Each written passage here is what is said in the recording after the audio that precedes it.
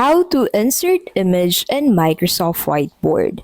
In this video, I'll show you how to insert image in Microsoft Whiteboard. So to get started, go ahead and open Microsoft Whiteboard into your browser if you don't have the app version, and then go ahead and sign into your Outlook account to be able to access Microsoft Whiteboard. And then from here, go ahead and select a whiteboard where you want to add an image. So you can add an image with a new whiteboard. You can also add an image into a existing whiteboard.